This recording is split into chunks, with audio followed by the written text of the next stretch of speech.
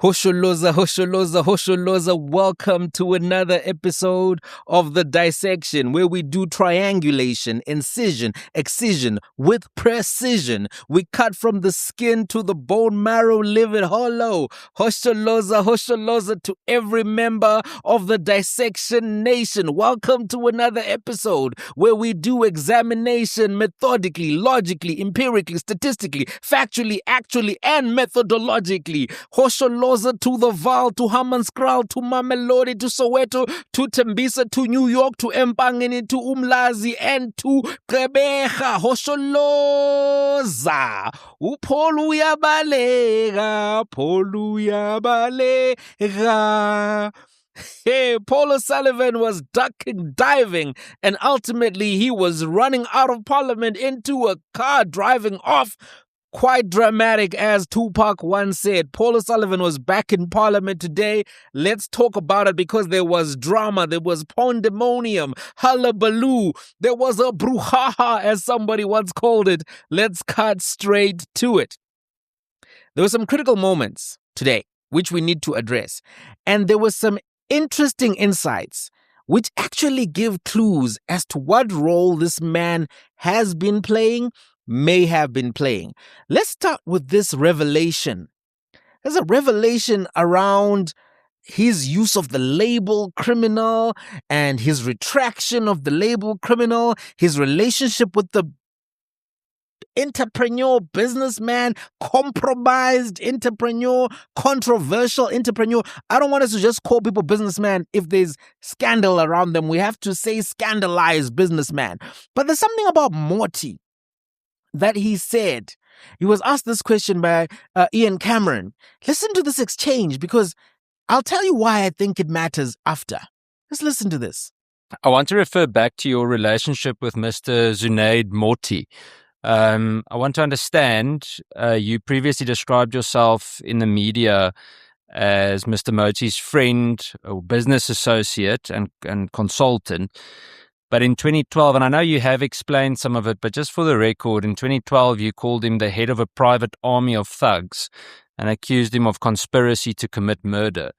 When did you stop investigating Mr. Moti and start getting paid by him? First of all, it's not a case of getting paid by him because that's now following another narrative. But I've got to. Apologies. Let me say it right. I don't want to create a misperception. We started doing business or working for him. So, I've got a timeline here. So, a criminal case was opened against various parties, one of which was Zunaid Moti in 2011, and we, that's my forensic practice, we were hired by a chap by the name of Naim Qasim. In those days, my practice was called Paul O'Sullivan Associates. It's now called O'Sullivan Brosnan and Associates. And between late 2011 and you can say probably mid or early 2013, I was under the impression that Moti and some of his associates had a case to answer in respect of a case of attempted murder, where a Mercedes motor vehicle with Naim Qasim in it had left, what do you call it, where they gamble, a casino, on the West Rand, and on his way home to Harderbeespoort, he was ambushed. And we followed up on that ambush, and we were able to draw a link between certain individuals that were involved in the ambush and Mr. Zunaid Moti. So a docket was opened, and as a result of that docket, a number of people were arrested, one of which included Zunaid Moti. And then what happened?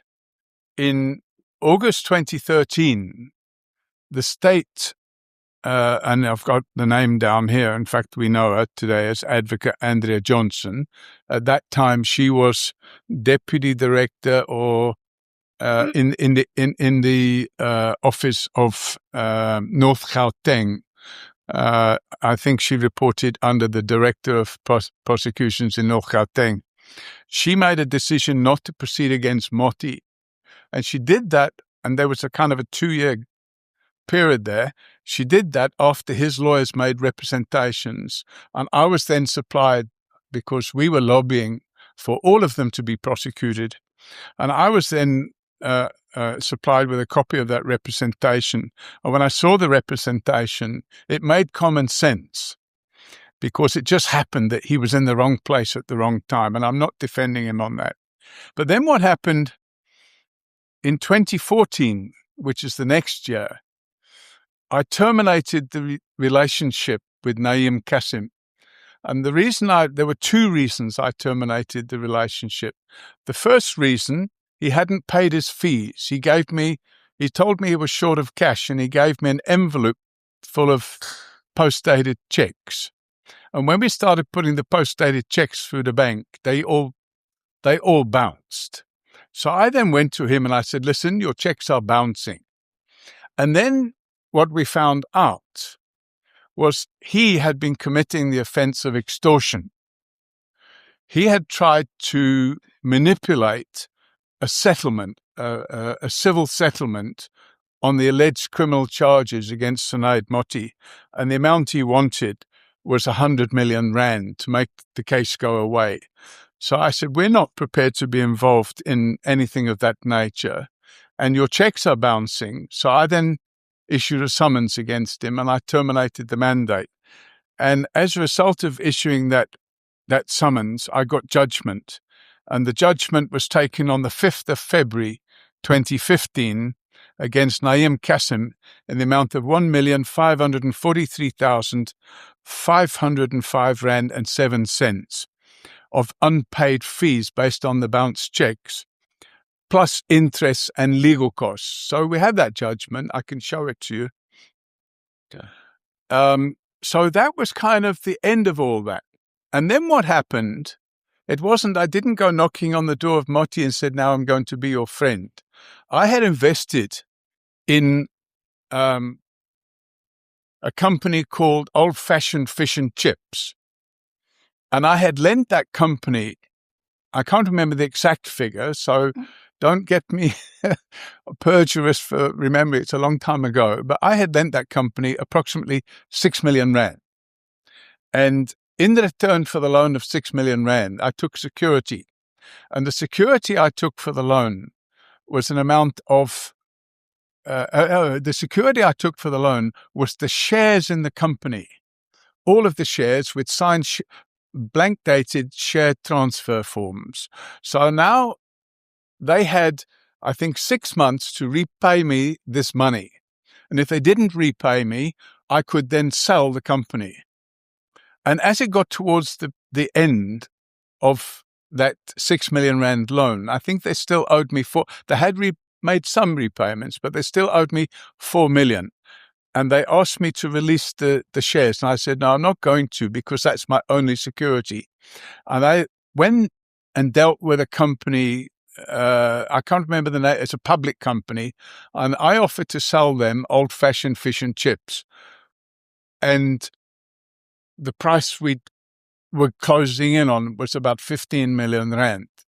Now, I didn't want to make a profit out of the loan. So my arrangement, and I put it to the owner of Old Fashioned Fish and Chips, you owe me 4 million. I'm going to sell your shares in 3 weeks' time for 15 million, and I'll refund you the difference that you owe me, because I don't want to make a profit. I just want what we were going to do. Then that lady, elderly Portuguese lady, she then said, leave it to me. I'll be back in a week with the funds. And a week later, I got an unsolicited phone call from Syndicate Motti. And he said, Paul, I don't know if you want to talk to me or not, because we had some strange moments. And this was now in 2014. And I said, what's the issue? He said, the issue is this. I've been offered to buy your loan in Old Fashioned Fish and Chips. And he said, I understand that you've got another buyer lined up and you can sell it and make a big profit. I said, I'm not interested in making a profit. I made a loan. I just want my money back. So he then said to me, would you have any objection if I go and I pay them the money to buy those shares or to lend them money? It won't just be your 4 million. I'll lend them more and I'll take security of the same shares. I said, I have no objection as long as I get my 4 million. And then what happened was the lady phoned me and she said, we've decided to sell to Syndicate Motti. He's going to pay us the money. So I phoned him and I said, listen here, my advice to you is not to pay them the money because if they don't pay it to me, I'm not releasing the shares. So he then got some attorney involved and the attorney held the money and then I got my 4 million. I handed over the shares and that was the deal done with him. So I then, at that moment in time, met with him and then I explained to him how I had fired Naeem Kassim. And that the reason I'd fired him wasn't just over the bounce checks, that he owed me 1.5 million or 1.6 million because there were costs involved. And I said, but he also tried to extort you. He said, yes, I know. He wanted 100 million. So I then said, that's really bad. You shouldn't be doing that. So after that, Syndicate Motti has, I believe, plus minus 250 companies, and they're involved in very diverse areas: logistics, shipping, import, export, mining, transport, aviation, all sorts of things. And he then said to me, I'm quite impressed with your level of ethics that you didn't want to profit on this fish and chips deal. I said, from time to time, we have forensic work that needs to be carried out. Would you be prepared to render those services for one or other of the companies? And I said, well, I have no objection. And at that point in time, we did what we always do, which is a due diligence, which includes getting the criminal record checks that we do because we don't act for criminals. So he had a clear criminal record. We got the what do you call it? Police clearance certificate. I asked him for a police clearance certificate, which he gave us. So I was satisfied that we could do business with him. And I think between the period of 2015 and now, we have carried out investigations for various of his companies. And not only that, in 2015, I think it was, or 2016, or maybe 2017, 1 year there, I identified a property opportunity and I didn't have enough cash. I said, listen, I've got a deal here. I can buy 10 properties for whatever million of rand. And I said, it's a deceased estate. I've met with the executor. He'll take an offer of that amount. And I don't have enough cash. If you want to come in on that deal, you can, and we'll split the profit down the middle. And that's exactly what happened. So I then got involved in a property transaction with him as well. Okay. Paul O'Sullivan used to call Motti a criminal. In fact, he used very strong language about Motti, and this was raised by Ian Cameron. He has currently been saying General Mkhwanazi and General Masemola are criminals. He says these things with conviction, with passion, and he asserts them as a matter of fact. He then shifted his views on Motti and then said that Motti was at the wrong place at the wrong time without giving any further elaboration. And this seems to have happened at the same time that his client was not able to pay. And in the mix of that, Andrea Johnson drops the case. This is the case basically which was not tested in court. So this is not innocence which is proven in court. This is procedural innocence, right? Now, if you think about it, that's quite a major shift in position, right? And then he further goes into business with Motti, the same person that he was with conviction calling a criminal, who he says was at the wrong place at the wrong time. No further elaboration as to how that is. Why are other people not being described as being at the wrong place at the wrong time? Why is Motti given this differential description to absolve him of the criminal label which Paul O'Sullivan had put on him? I find that to be contradictory. And whenever you find contradiction, it's either there's hypocrisy or dishonesty. Whenever you find contradiction, it's either there's hypocrisy or dishonesty. I find it to be concerning that you, as somebody who runs a forensic company, somebody who claims to be quite good at investigation and all of these things, you come and claim that someone is a criminal with conviction, then you do a 180 of the nature that he did. Now, it's curious that Andrea Johnson's name comes up in this instance, because she has been a feature in these conversations. Even Sibia was mentioning her. So it begins to look like Paul O'Sullivan, General Shadrach Sibia, Robert McBride, Advocate Andrea Johnson, Matthew Sissoko, the husband who was appointed by Andrea Johnson when she sat on the panel, but didn't sit on the panel, but sat on the panel. Their paths seem to intersect quite often in these stories. And they seem to intersect quite often against General Dumisani Khumalo, who, to his credit, in the 30 plus years of service, has proven himself to be an upright policeman. They've got nothing on the general. They really have nothing on him. And it seems as if there was some excitement to try to bring him down at a critical point when he's trying to arrest Katiso Molefe. General Dumisani Khumalo is trying to arrest Katiso Molefe. We've seen from witness A, B, C what Katiso Molefe is capable of. They were coming at him for an HR matter and calling it state capture. There's something here. So now the question then becomes, if you are saying General Masemola and General Mkhwanazi are criminals today and Parliament is full of criminals, etc., how can we trust that this label today is a valid label when you have flippantly used it and then removed it from other people that you also called criminals? Do you see what I'm saying? It's the boy who cried wolf on the O'Sullivan who cried criminal. There's something about this inconsistency and contradiction that I think is worth further consideration. So let's move on. We now have some clarity on the educational background of Mr. O-Level.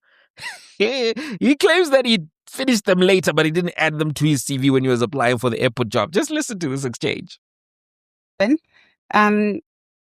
Just for the purposes of completion, following your testimony 2 weeks ago, some of the averments that you made or submissions that you made when you were testifying had no supporting evidence. So I'd like to just start with that aspect, and then we can complete the questions that were still outstanding.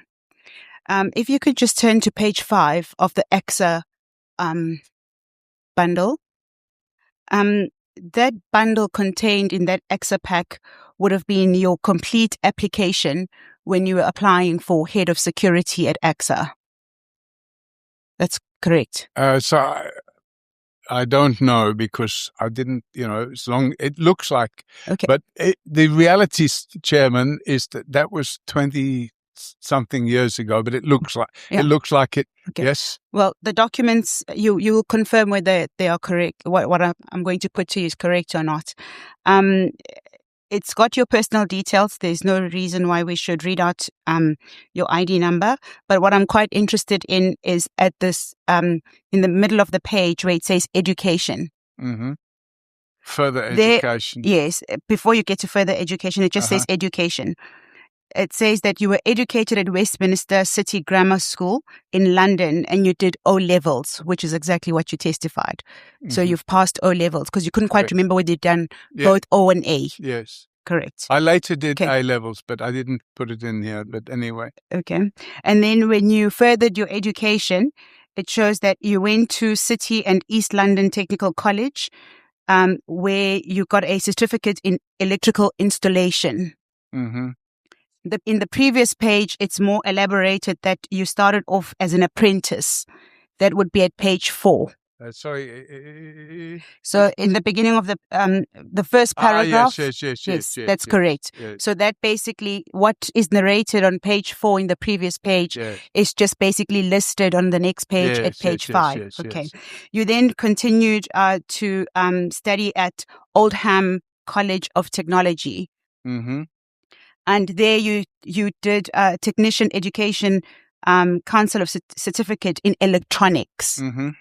Okay, that was, and then you proceeded to City of London Polytech, Mm-hmm. where you enrolled for a BSc in Electrical Engineering. However, that was not completed.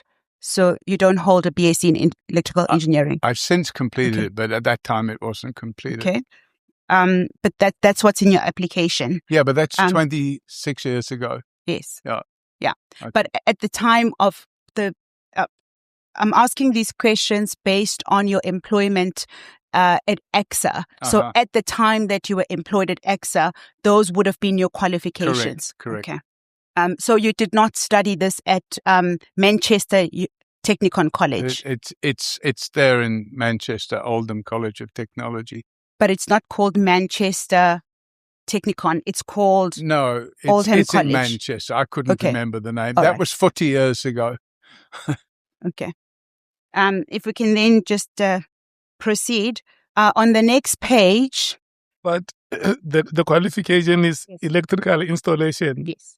Electrical installation initially, apprenticeship. Is the wiring and the parts. Yes, exactly, apprenticeship. And the switch on and off. Indeed, Chairperson. Under supervision of a technician.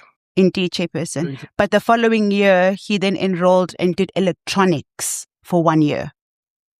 Yeah, and I should mention that was a 2-year course. Actually, a 3-year course. I did it in 1 year. Okay. If we can then move on to the next topic, I want to keep it very real with you. I don't think that Paul O-Level is being honest when he claims that he later obtained those qualifications. He was being very cagey initially about the qualifications, where they were obtained, and the full extent of the qualifications. That already to me was a red flag. Based on what was presented, he was given a senior managerial role and has been moving around in South Africa, getting accreditations that he didn't deserve, being listed in entities, professional associations, without full scrutiny. This is no different to people who have been implicated in pretending to be doctors, pretending to be a variety of things. Right? He just seems, I think people didn't check robustly because he was cagey, he hides the information, but there's no way he should have been described as an engineer. He has no engineering qualification. He had no qualification to be given a senior managerial role managing security of the most important airport in South Africa. He didn't have the adequate qualifications. Now, if we say qualifications matter, if we say XYZ shouldn't have been given this job because they didn't have qualifications, we should not then turn the other cheek, or rather look away when somebody clearly did not have qualifications for the position that they were in. There are many people, Paulo Jordan, I think, had to step down because he didn't have qualifications, and that became its own scandal. There are people within the Democratic Alliance who had to step down because they didn't have the qualifications. And also this whole thing of, I did a 1-year certificate, but it was for a 3-year course. No, if it was for a 3-year course, they would have given you the 3-year diploma. He's just trying to embellish, and that's just something that speaks to his integrity, speaks to his character. I think that he used false pretenses to exaggerate the extent of what he knew, his qualifications and expertise. So for instance, he's got this, you've got electrical installation certificate. That's what you've got. And then another electronic certificate. Sure, look, I don't want anybody who's doing these qualifications to think that I'm looking down on those qualifications. That is good work, and by all means, we need to encourage vocational education. However, Paul O'Sullivan was walking around claiming to be an electronics engineer. He was claiming to have the same status as somebody who's done a 4-year program at a university, and those programs, those electrical engineering, mechanical engineering, mechatronics, whatever, those are very difficult programs. And for you then to walk around claiming the rewards of those programs without having done the robust academic, training that those programs entail, that is a form of deception. It's deception. It's deceptive. It's mendacious. And then he says, no, I finished my A-level later. I don't think he did. I think they should look into that. You can go to Cambridge and confirm that. I don't think there's any information that will corroborate that. I also don't think that he finished the BSc in engineering. I think that was just him trying to cover up for the exposition that he did not actually have the qualifications. It speaks to integrity. It speaks to character. So we also now have, by the way, an idea of what activities Mr. Paul O'Sullivan could have been up to at the airport. Because some of the allegations that he was facing in the 2000s are actually quite alarming. They're very alarming. It may very well be that he struck before they struck him, which is how he prevented himself from facing the music. Listening to what I'm about to play you, it leads one to wonder if there's any truth to the allegations that this man may have built his empire in a manner contrary to what he has been saying and suggesting for years. Listen to the allegations and listen to some of the questions that were being asked, and the descriptions around what we've been told are the characteristics of cartel leaders. Listen to this and tell me if you are not left with valid questions around what this man's role has been. And I'm going to ask a question. What if there was a fallout between Jackie Silebi and Paul O'Sullivan, assuming that Jackie Silebi was maybe a compromised police officer? What if there was a fallout? What if they had a working relationship? I'm asking this because of what you're about to hear. And then when he was confronted with these questions, that's when he basically staged the walkout. And he may very well be in contempt of parliament. I'm not sure that I buy the story about an afternoon flight to the UK coming from a person who claims that he did O-levels, and then when he was working at the airport company in the 2000s, he was doing his A-levels and then did a BSc whilst he was employed full-time. A-levels are very difficult. And for you to claim that you were doing...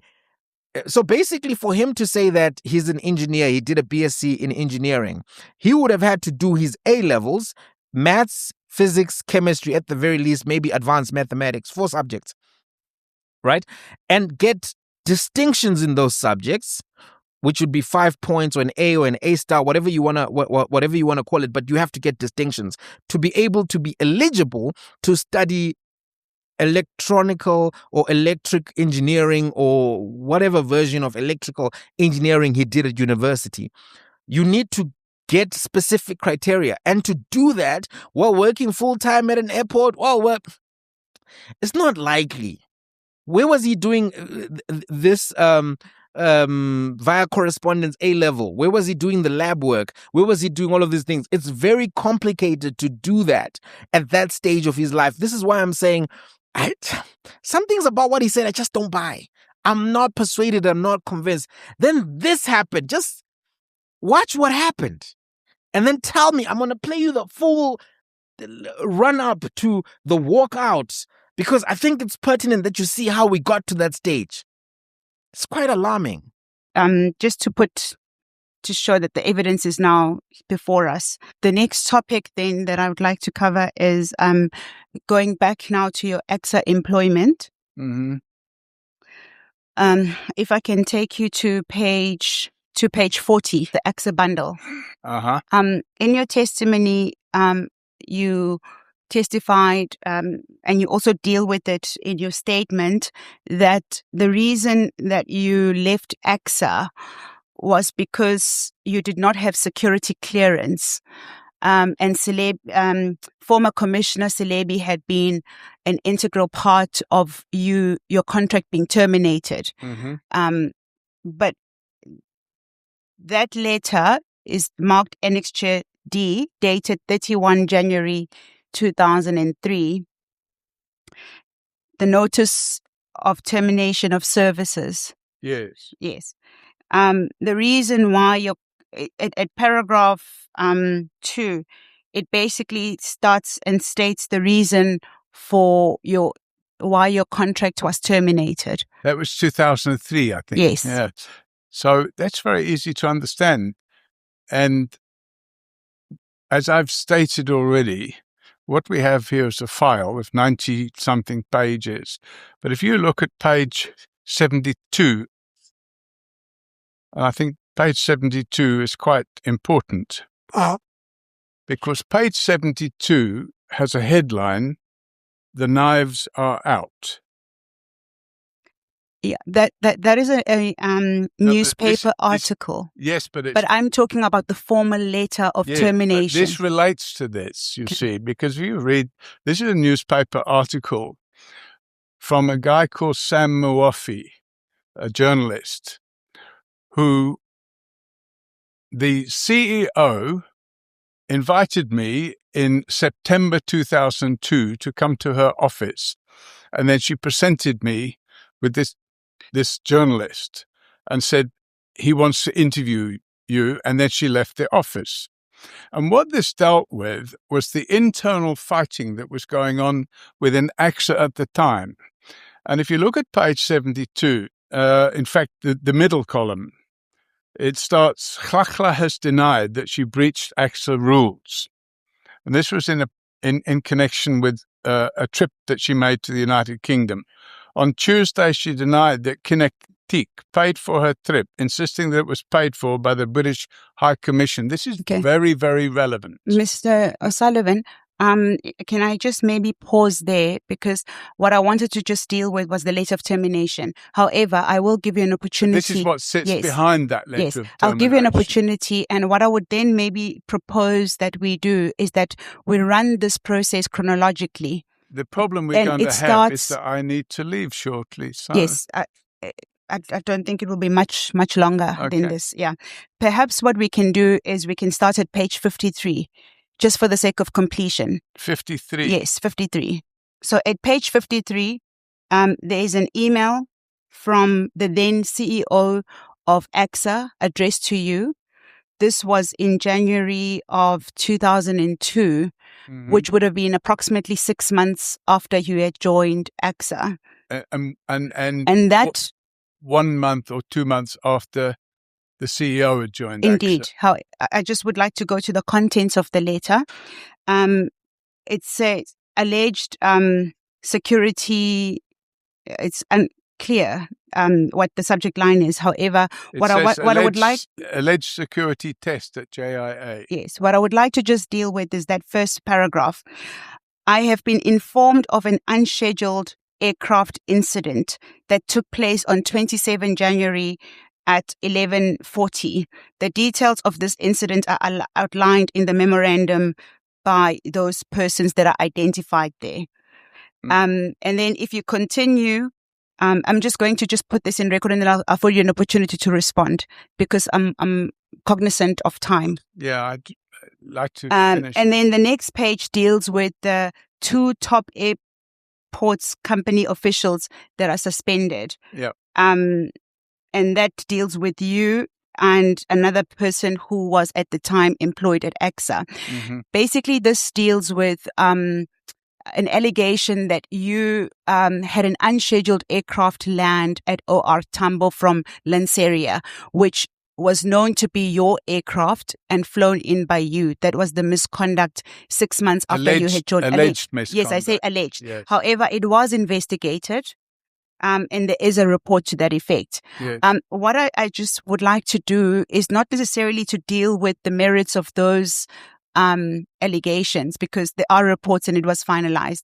What I seek to do is to show that there was already a complaint before your termination, and the first complaint came 6 months after you joined AXA. And then there was a subsequent one, which you said out. Perhaps what we need to do is address the first complaint. Okay. Because then you need to look at page 70. And what page 70 says, and this is the chairman of AXA speaking, that would have been the chairman of the board. Mr. O'Sullivan, that, with all due respect, that's a newspaper article. Yeah. I'm just taking you through the AXA official documents at this stage. Which have been sanitized. Yes. The reason why I'm taking you through these documents is because we're putting in evidence relating to the reason for your termination at AXA, which had been testified that it was due to security, you not having security clearance. That's what triggered it. Precisely. So I'm just for the sake of completion, it's to put the evidence into the record. But that's what triggered it. That's what started the process. Specifically at 7.1, it reads, in a publication of the Mail and Guardian newspaper during November 2001, wherein allegations of and concerning the plaintiff was that the plaintiff had unlawfully acquired computerized voice stress equipment from the United States, and that the plaintiff being investigated for alleged assault. Mhm.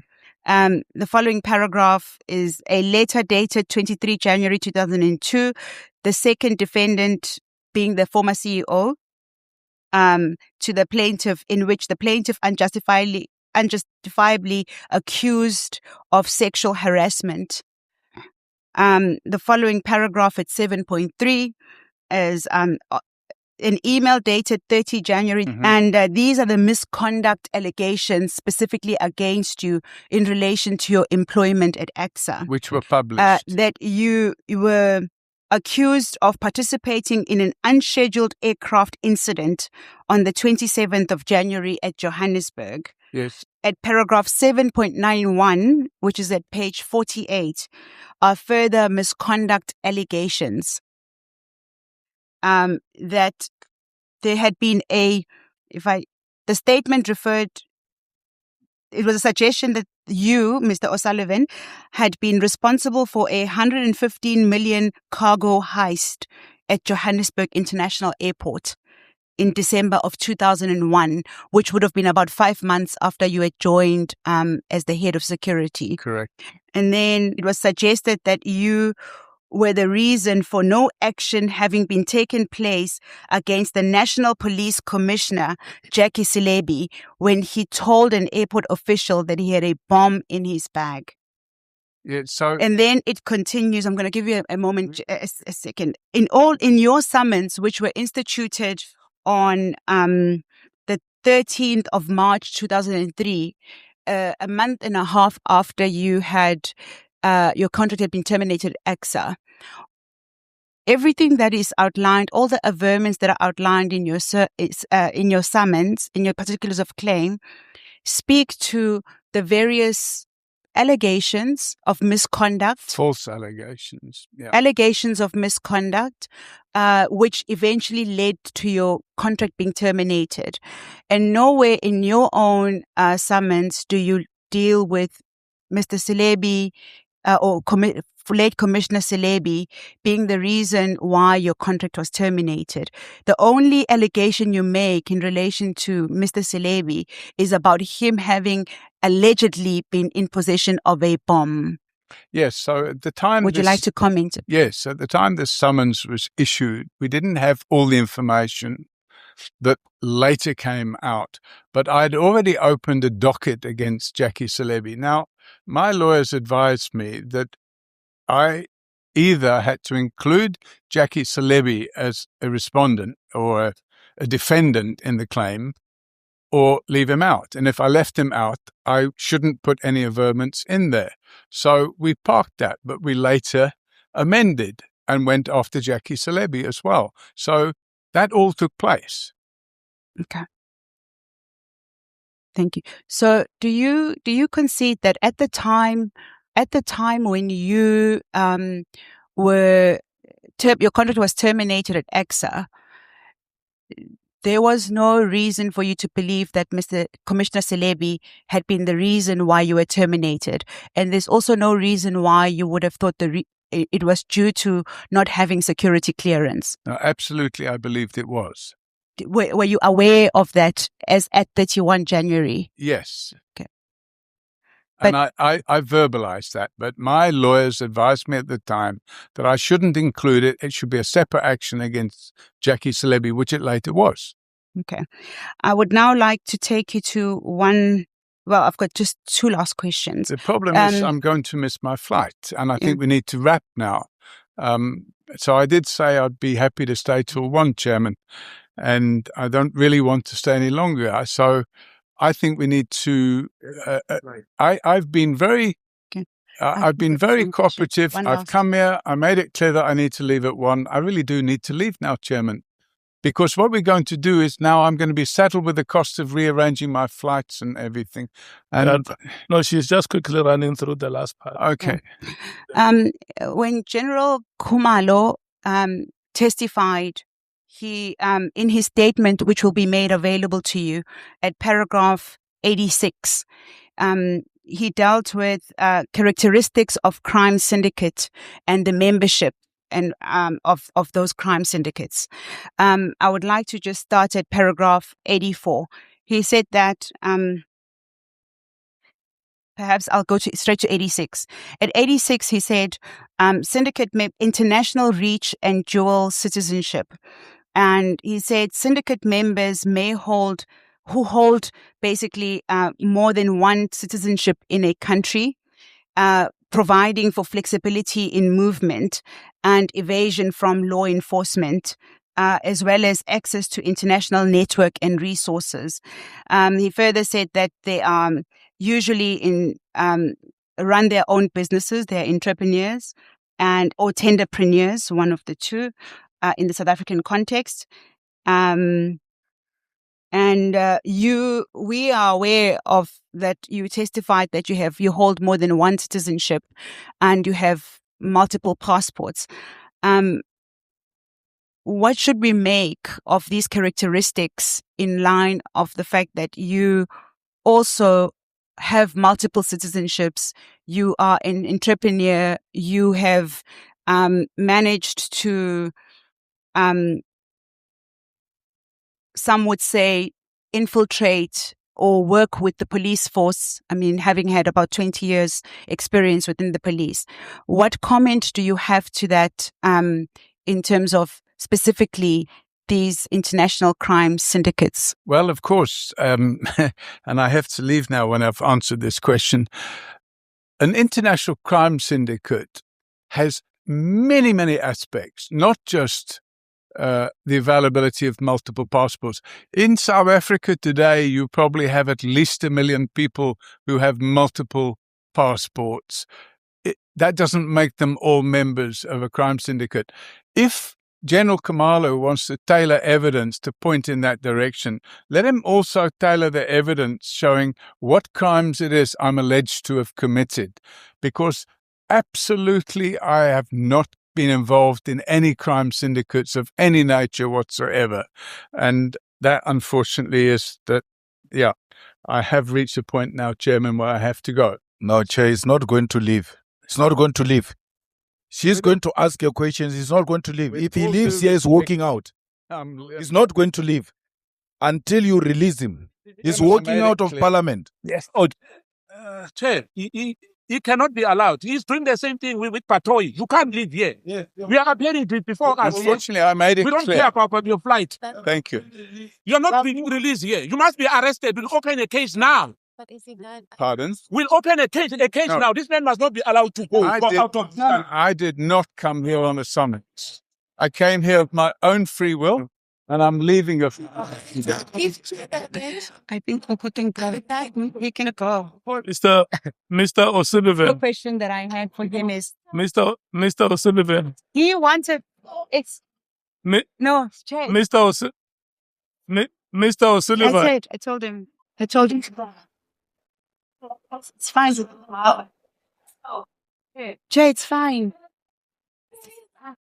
Here are my further thoughts about Paul O'Sullivan, his appearance today, that incident. Firstly, I think he set up an artificial deadline. When he comes in and he says, I have a flight and I don't want to bear the cost of that flight. This man claims to be a multimillionaire, all of these properties. Sure, let's say you have to reschedule your flight. If you paid that additional flight booking where they do allow you to reschedule, that's not so much of a headache. Flights to the UK, if that's where he is going, are very frequent in South Africa, and rescheduling wouldn't have been that much of a headache. It's February. It's not that type of a festive season travel time or anything to that effect. I think that him saying I'm booking a flight on the very same day that I'm providing my testimony, that seems weird to me. Why not the evening thereof or the day after? Because we all know that these testimonies can run over because of the nature of the questioning. There may be some, you yourself can compromise the duration of the questioning by rambling, by adding unnecessary detail, by being combative, all things that we saw today. So the artificial deadline, I thought, was a strategic decision by him to curtail his own testimony, and it shouldn't have been entertained. Other people at the Madlanga Commission, you try that stuff, they're not going to buy into it. You know, the one guy came and said, no, I got leave for 1 day. Sinona, you remember that? He was like, I got leave for 1 day. I'm only available. They said, no, you'll sit till we're done with you, till we release you, till we need to go and listen to somebody else. Parliament is not selling knickknacks on the side of the road. This is an important institution. It's the law-making body of a state. Paul O'Sullivan wouldn't have done this in British Parliament. He would not have deigned to do this in British Parliament. I think that his disrespect for South African Parliament was evident today. Calling people crooks, staging this, claiming artificial deadlines. I don't think he would have done this in British Parliament. I think that he was showing and choosing to have selective amnesia. This is a man who's had several books written about him, written a book about himself, where he was telling his story, happy to gloat, happy to boast about taking down brigadiers, police, national police commissioners, claiming all sorts of injustices. When you ask him about a slight, he can remember. When you ask him about an award that he got when he was 18, he can remember. When you ask him about what was he doing for O levels, A levels, he can't remember all of a sudden. Oh, I forgot about that. That was a long time ago. When you ask him, hey, why did you write this letter asking for help with your visas and paperwork? Oh, I can't remember. Somebody else made me write that 50. Let me give you an example. I'm going to give you an example. Nelson Mandela was in jail for 27 years, and his autobiography was published when he was 76 years old. Paul O'Sullivan is 71. He's 71, 5 years junior to when Mandela published his autobiography, Long Walk to Freedom. And in that book, Mandela was recounting how he spinned his car around when he first saw Winnie Mandela on the street. I remember reading that. Mandela's like, I was driving down the street. Then I saw Winnie and I was like, what? Turn this car around. You took a 10. That's how spectacular Winnie Mandela looked back in the days. And you could tell throughout the decades that she was a looker, as they would say. Mandela says he was driving, turned his car. He didn't say, no, when I met Winnie, it was so long ago, 50 years ago, who can remember? They're like, how do you meet Winnie? He was, let me tell you what happened. Mandela was recounting events that took place in high school, fights that he was having with his cousins, discussions, all of that stuff. We're supposed to believe that this man can't remember key things when he's younger than Nelson Mandela was when Nelson Mandela became president. Nah. Yes, of course, people lose memory and all of that. But I think this is selective amnesia because when it's a thing that helps him, he remembers it exactly. When it's a thing that doesn't help him, he forgets it immediately, right? I think that's another thing that is worth pointing out. Also, Paul O'Sullivan has a tendency and habit of abdicating responsibility. This letter that you don't like, written by somebody else. This admission of guilt for, the assault, that's because my lawyer told me to just pay. This other omission of Jackie Silebi, my lawyers told me just to leave it out because it wasn't necessary for this stage. When did he take responsibility for anything which was associated with his conduct? Even that whole story of he didn't get Roger van Krescher's house, that whole thing didn't add up.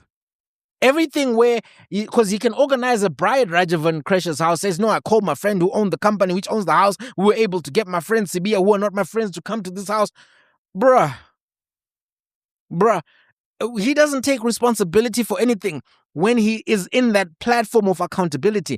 But we've seen his tone and demeanor when he's messaging General Fani Masemola, when he's messaging all of those people.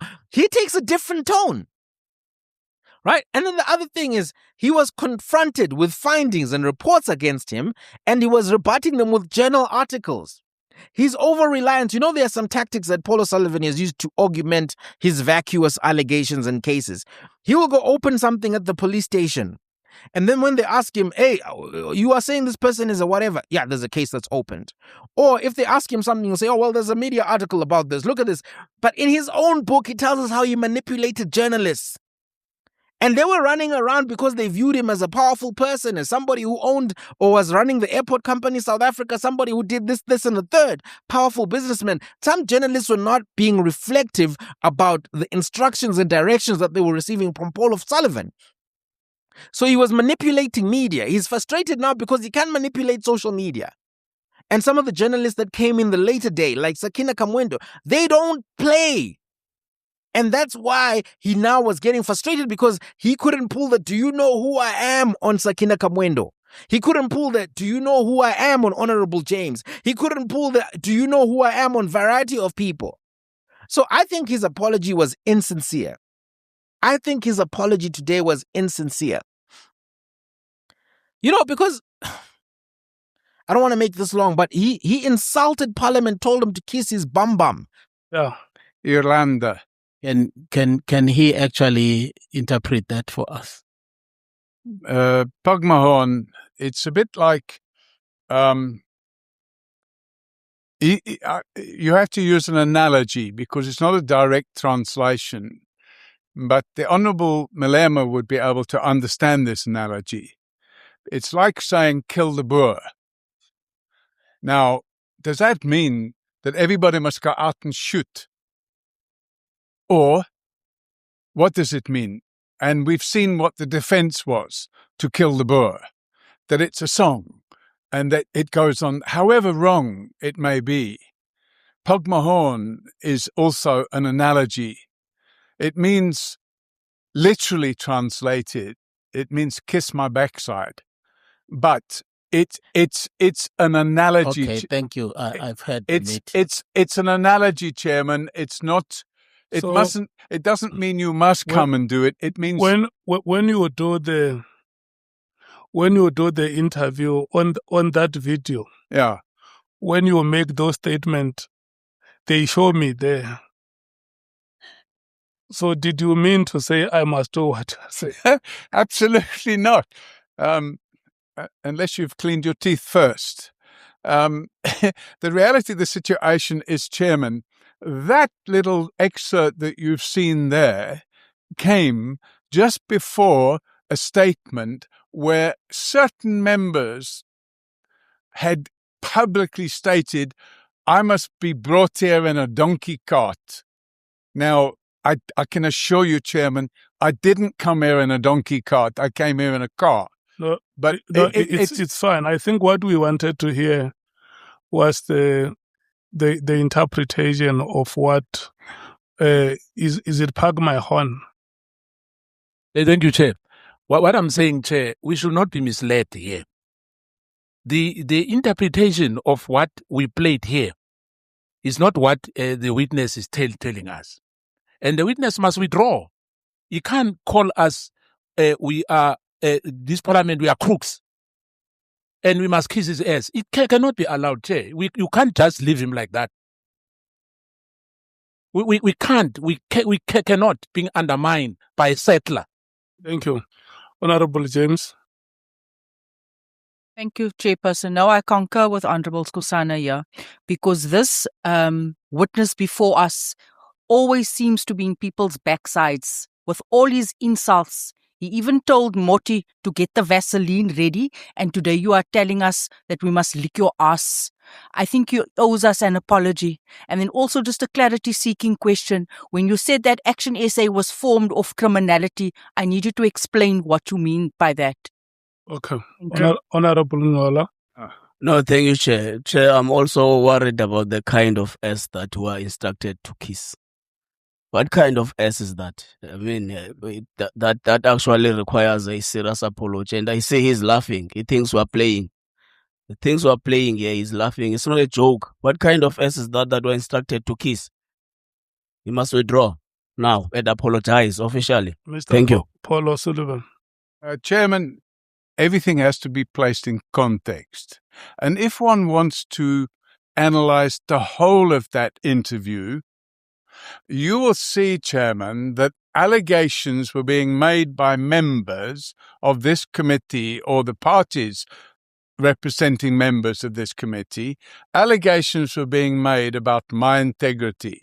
And it was in response to that I made that comment. And if you take the whole interview and you place it in that context, it's not something that requires an apology. However, in the interest of peace, I withdraw the comment and I apologize most humbly. And I will retract that statement. Thank you. Chair. Honorable Malem. Mr. Paul O'Sullivan, please, thank you very much for that. And will I advise you to also go to the same platform and retract it from there? Because it was said at the ENCA. Can we agree on that? Chairman, if I can do it, one thing I've never done is prescribe to the media. But if I can do it, I will do it. Once you use a platform to say something, there's no way that platform can deny you to come back and retract it. Chairman, I didn't use any platform. I got contacted by somebody and they insisted on doing an interview. I didn't phone them and say, listen, I want to say these things. No, Mr. Paul, we are at the same level. You have withdrawn, you have retracted, you have apologized. I'm asking you to do a simplest thing of going back to the ENCA and say, guys, I said this thing on this platform. Can I be given an opportunity to retract and apologize unreservedly?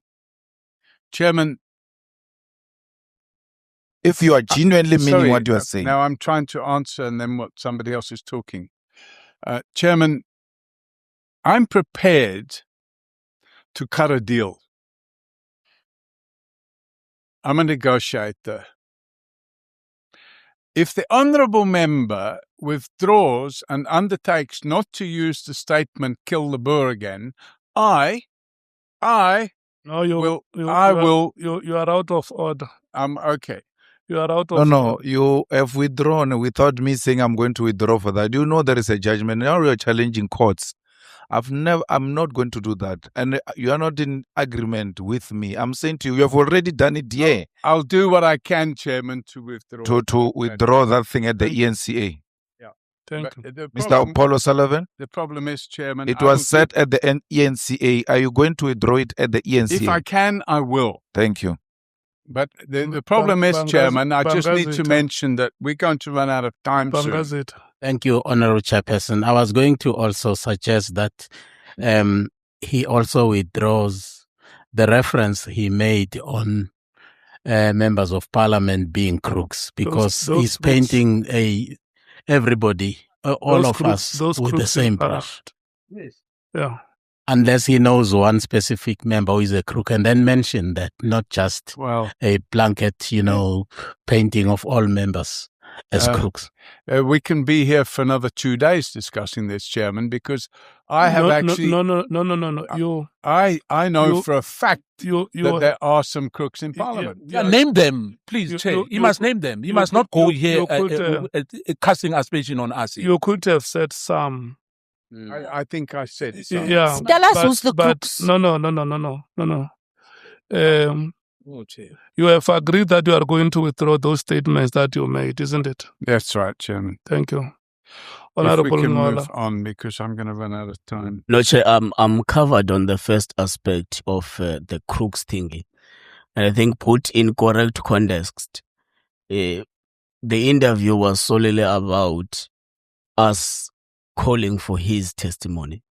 So saying I am not going to go to those crooks in Parliament means it's the committee, whoever it is. So I also support that it must be withdrawn. The innards of his bum. And he did that in Irish. And then he thought no one would ever find out. And then when he's confronted on it, he's like, well, this is like singing Dubulipunu if you think about it. And, Julius Malema, you know where I'm coming from. If you think singing Dubulipunu is offensive, which is what he thinks, why do you think it's justified for you to have done that? To tell Parliament to kiss your ass? Who do you think you are? He does know who he thinks he is. And because of his friendships and connections, he thinks he can tell the legislative body of South Africa to kiss his bums, the innards, to lick his rectum. That's disgusting. His apology was not contrite at all. It was insincere. He wants to negotiate an apology. A conditional apology is not an apology. A negotiated apology is not an apology. If you are angry, I'm sorry is not an apology.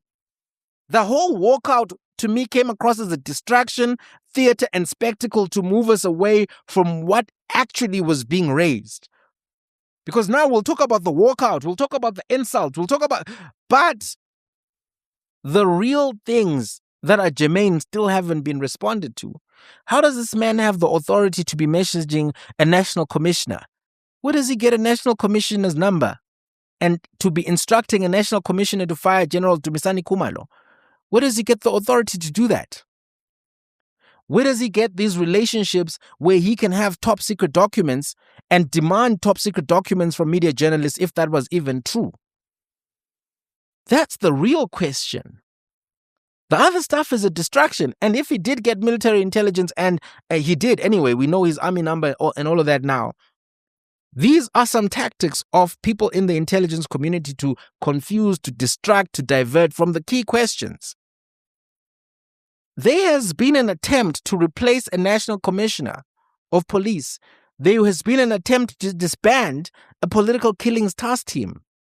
There are issues coming out of the Nkabinde inquiry, where it seems as if Advocate Shamila Batoyi has a lot of questions to answer. She walked out. He walked out. There's serious stuff happening here. Now, in conclusion, I want to say a dangerous precedent has been set now. Firstly, by Shamila Batoyi, and then by witness Funny Money, and now by Paul O'Sullivan. The precedent is this, that somebody who is given some level of honor and status outside, whether it's as a virtue of whatever, race, seniority, whatever, can come and insult Parliament. And then if he jokes about it, he insults Parliament outside. And then if he jokes about it, he can walk away from censure. He was calling people crooks. He was shouting at people. He walked out of the law-making chambers without consequence. If Jacob Zuma had done anything similar to this, protest tomorrow. Protest tomorrow. It's my considered view that he would not have done this in the British Parliament. And we have to really think about what this means. What happens next time when a very rich man, maybe a billionaire, is called to Parliament? Will he also do this? Basically say, you can't touch me, you can't do anything to me. I got 3 passports, what you gonna do? I'm untouchable. I know powerful people, what are you gonna do? All of you here, I can insult you, I can tell you to kiss my bum. And I can walk out of here. You know I'm communicating with you in English.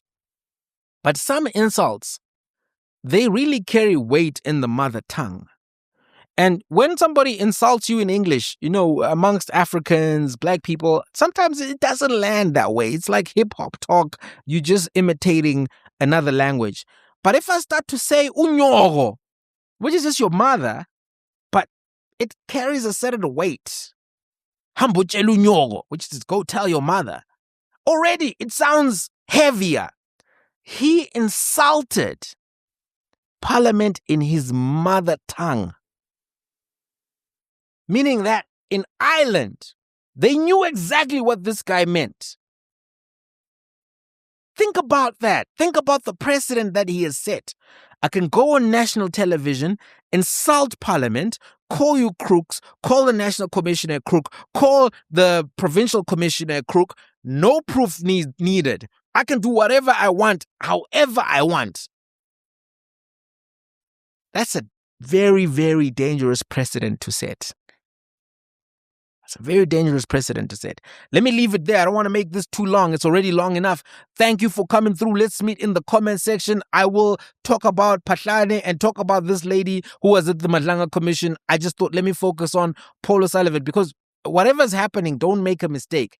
This guy still has a lot of questions to answer. And it may very well be, I don't know if Madlanga Commission has time. It's 26 February now. They want to finish on the 17th of March. I don't know if he's on the list, but I think only they now will be able to get to the bottom of this if they call Paul O'Sullivan. But if they don't call him, it may very well be that his last tactic as a military intelligence guy was to avoid fully explaining his role in the last 40 years of South African history, because he's clearly played a role. He's clearly played a role, particularly in the security cluster, and maybe even in other parts. It's clearly played a role. Tupac wasn't lying, yo. It's a drama. It's a series. It's a movie. And it's beginning to look more and more like it's Narcos. It's Mzansi Narcos. It's what I don't know. We have to think of a name. Mzakos. I don't know. But I don't know what Netflix is going to call this. But hey, I'll meet you in the comment section.